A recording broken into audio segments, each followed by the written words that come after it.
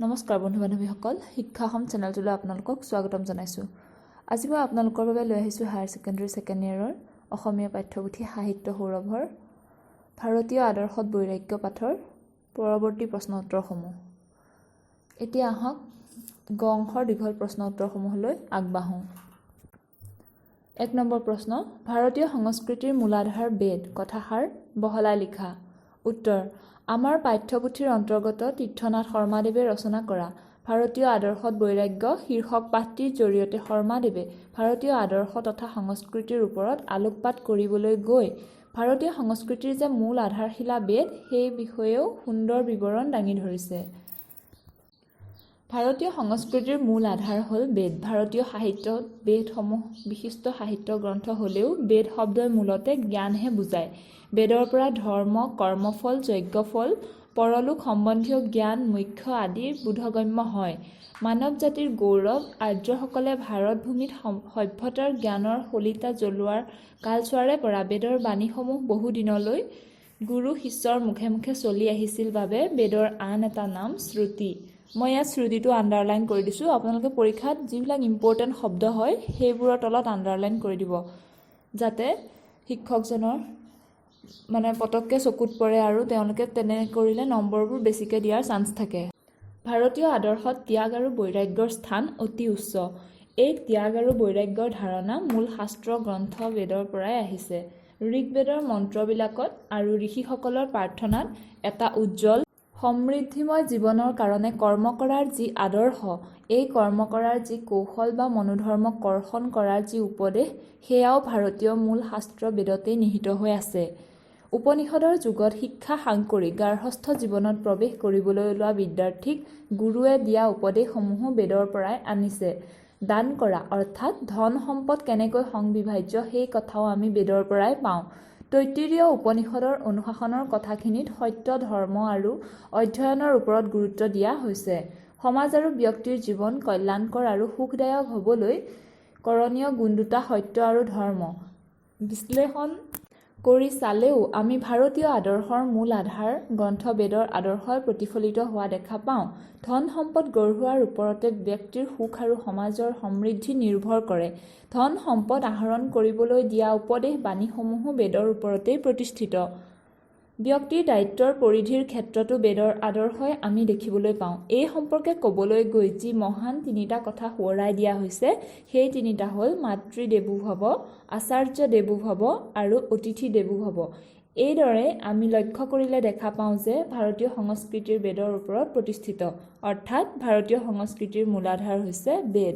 এইখিনিতে এই প্ৰশ্নটোৰ উত্তৰ শেষ হৈছে। এতিয়া আহিছোঁ নেক্সট কুৱেশ্যন। চাৰি আশ্ৰম বুলিলে কি বুজা? উত্তৰ, আমাৰ পাঠ্যপুথিৰ অন্তৰ্গত তীৰ্থনাথ শৰ্মাৰ ভাৰতীয় আদৰ্শত বৈৰাগ্য পাঠটিৰ জৰিয়তে শৰ্মাদেৱে চাৰি আশ্ৰমৰ কথা সুন্দৰভাৱে প্ৰকাশ কৰিছে। ভাৰতীয় আদৰ্শত জীৱনৰ চাৰিটা স্তৰৰ কথা উল্লেখ আছে। ইয়াক চাৰি আশ্ৰম বুলি কোৱা হয়। এইকেইটা হ'ল ব্ৰহ্মচৰ্য, গাৰ্হস্থ, বানপ্ৰস্থ আৰু সন্ন্যাস। তলত এইকেইটাৰ বিষয়ে চমুকৈ আলোচনা কৰা হ'ল। ব্ৰহ্মচৰ্য, গুৰুগৃহত থাকি শিক্ষা অৰ্জন কৰাই হৈছে ব্ৰহ্মচৰ্য। গাৰ্হস্থ, গুৰুগৃহত শিক্ষা গ্ৰহণ কৰি আহি সংসাৰ ধৰ্ম পালন কৰা। বানপ্ৰস্থ, সংসাৰৰ সকলো দায়িত্ব পালন কৰাৰ পাছত প্ৰাচীন কালত বনলৈ গৈ জীৱন নিৰ্বাহ কৰাই হ'ল বানপ্ৰস্থ। সন্ন্যাস, যেতিয়া জীৱনৰ সকলো মোহ আঁতৰি যায় তেতিয়া নিজৰ মুক্তিৰ বাবে ঈশ্বৰ চিন্তা কৰি দিন কটোৱা। এইখিনিতে ২ নম্বৰ প্ৰশ্নটোৰ উত্তৰ শেষ হৈছে। এতিয়া আহিছোঁ ৪ নম্বৰ প্ৰশ্নলৈ। ক্ষমা কৰিব, ৩ নম্বৰ প্ৰশ্ন। বৈৰাগ্য মানে কি? ভাৰতীয় আদৰ্শত কেনেধৰণৰ বৈৰাগ্যৰ কথা কোৱা হৈছে? উত্তৰ, আমাৰ পাঠ্যপুথিৰ অন্তৰ্গত তীৰ্থনাথ শৰ্মাদেৱৰ ভাৰতীয় আদৰ্শত বৈৰাগ্য শীৰ্ষক পাঠটিৰ জৰিয়তে শৰ্মাদেৱে বৈৰাগ্য সম্পৰ্কে এটা সুন্দৰ বিৱৰণ দাঙি ধৰিছে। ত্যাগ বা বৈৰাগ্য হৈছে প্ৰকৃততে এটা বিশেষ মনোধৰ্ম। ভাৰতীয় আদৰ্শত ইয়াৰ স্থান অতি উচ্চ। ভাৰতীয় আদৰ্শত যি ত্যাগৰ কথা কোৱা হৈছে সেই ত্যাগ হৈছে প্ৰকৃত ত্যাগ। প্ৰকৃত ত্যাগ বুলি ক'বলৈ গ'লে থাকিও সংযতভাৱে ভোগ কৰা আৰু সংবিভাজনৰ দ্বাৰা সমৃদ্ধিৰ সদ্গতি ঘটোৱাকে বুজা যায়। পালেও নিৰাসক্ত হৈ থকাতেই প্ৰকৃত বৈৰাগ্যৰ নিদৰ্শন পোৱা যায়। কিন্তু এই ত্যাগ নোহোৱাৰ নালাগে বোলা ত্যাগ আৰু নোপোৱাৰ অসন্তোষত উপজা বৈৰাগ্য নহয়। নিষ্কৰ্মাৰ জিৰণি কথাটো যেনেকৈ অৰ্থহীন, নথকাৰ ত্যাগ আৰু লাগে লাগেকৈ হাবাথুৰি খায়, নোপোৱাৰ পিছত বিৰক্তি ৰূপ বৈৰাগ্য জীৱন যুঁজত পৰাজয় বৰণৰ তুল্য। সমাজৰ আগত দৰিদ্ৰ আৰু অভাৱে বেৰি থকা জীৱন এটাৰ দৈন্য চিত্ৰ এখন আমাৰ মূল শাস্ত্ৰবোৰে দাঙি ধৰা নাই। সেইদৰে নিষ্কৰ্মাৰ কেলেহুৱা জীৱনধাৰাৰ প্ৰশংসাও কেতিয়াও কৰা নাই। ভাৰতীয় আদৰ্শত গৃহস্থী জীৱনৰ কৰ্তব্য সম্পাদন কৰি উঠাৰ পাছতহে বানপ্ৰস্থ আৰু সন্ন্যাসৰ বিধান দিয়া হৈছে। ভাৰতীয় আদৰ্শই লাওলোৱা জীৱনৰ সমৰ্থন কাহানেও কৰা নাই। ঋগ্বেদৰ মন্ত্ৰবিলাকত আৰু ঋষিসকলৰ প্ৰাৰ্থনাতো এটা উজ্জ্বল সমৃদ্ধময় জীৱনৰ কাৰণে এখন সমাজৰ প্ৰবল ধাউতিৰ পৰিচয় পোৱা যায়। উপনিষদৰ আধ্যাত্মিক শিখৰতো আমি সেই একেধৰণৰ জীৱন আদৰ্শৰ নিৰ্দেশ দেখোঁ। ভাৰতীয় আদৰ্শই নিজৰ সকলো ত্যাগ কৰি অঘৰী হৈ ঘূৰি ফুৰাৰ পৰামৰ্শ দিয়া নাই। কেৱল নিজৰ থকাখিনিৰ পৰা কিছু অংশ ত্যাগ কৰি নিজৰ লগতে আন 10 জনৰো উপকাৰ সাধন কৰাহে পৰামৰ্শ দিছে। প্ৰাচীন কালৰ গুৰুসকলেও শিক্ষাৰ্থীসকলক নিজৰ মংগলৰ কাৰণে কৰণীয় কোনো কামৰ পৰা আঁতৰি নাথাকিবলৈ পৰামৰ্শ দিছিল। আকৌ স্ব-উপাৰ্জিত ধনো সমানে বিতৰণ কৰি ভোগ কৰাৰ পৰামৰ্শ দিছিল। ভাৰতীয় আদৰ্শত এনেধৰণৰ বৈৰাগ্যৰ কথাই কোৱা হৈছে। এইখিনিতে এইটো প্ৰশ্নৰ উত্তৰ শেষ হৈছে। এতিয়া আহিছোঁ 4 নম্বৰ প্ৰশ্ন। গুৰুৱে শিক্ষাৰ্থীক অধ্যয়ন সমাপ্ত হোৱাৰ পিছত কি কি উপদেশ দিছিল? উত্তৰ: আমাৰ পাঠ্যপুথিৰ অন্তৰ্গত তীৰ্থনাথ শৰ্মাৰ ভাৰতীয় আদৰ্শত বৈৰাগ্য পাঠটিৰ জৰিয়তে শৰ্মাদেৱে গুৰুৱে শিক্ষাৰ্থীক অধ্যয়ন সমাপ্ত হোৱাৰ পিছত কি কি উপদেশ দিছিল এই বিষয়ে সুন্দৰ বিৱৰণ দাঙি ধৰিছে। তলত তাৰ বিষয়ে উল্লেখ কৰা হ'ল।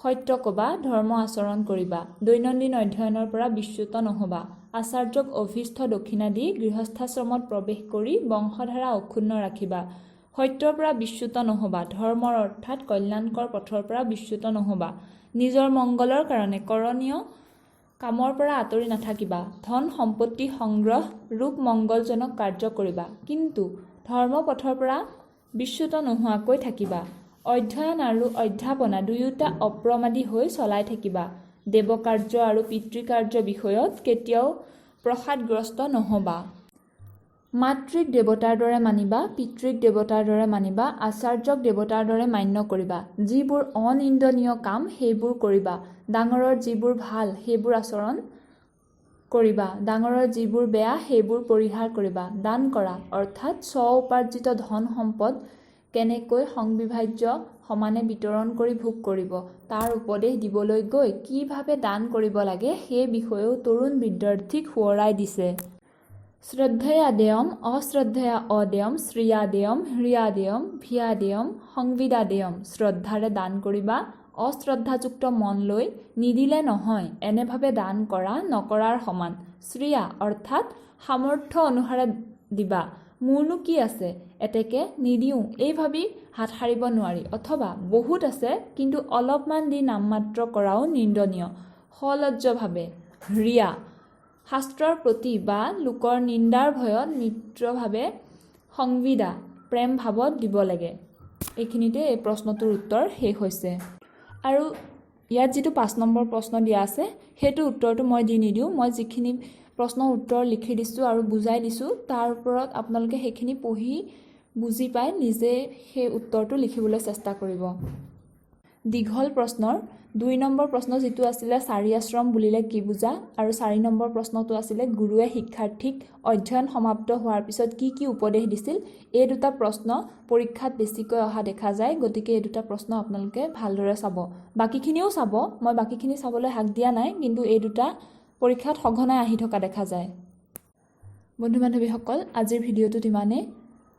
আজিৰ ভিডিঅ'টো চাই আপোনালোকে যদি ভাল পালে তেতিয়াহ'লে মোক নিশ্চয় এটা কমেণ্ট কৰিব। যদি মোৰ কিবা ভুল হৈছে বা থাকি গৈছে সেইখিনি মোক কমেণ্টৰ জৰিয়তে নিশ্চয় জনাবলৈ নাপাহৰিব। আপোনালোকৰ ধুনীয়া ধুনীয়া কমেণ্টবোৰে মোক ভিডিঅ' বনোৱাত উৎসাহ দিয়ে, গতিকে আপোনালোকে ভিডিঅ'টো শ্বেয়াৰ কৰিব লগৰবোৰক। আপোনালোকৰ এটা শ্বেয়াৰে তেওঁলোকেও বহুতখিনি কথা জানিব পাৰিব।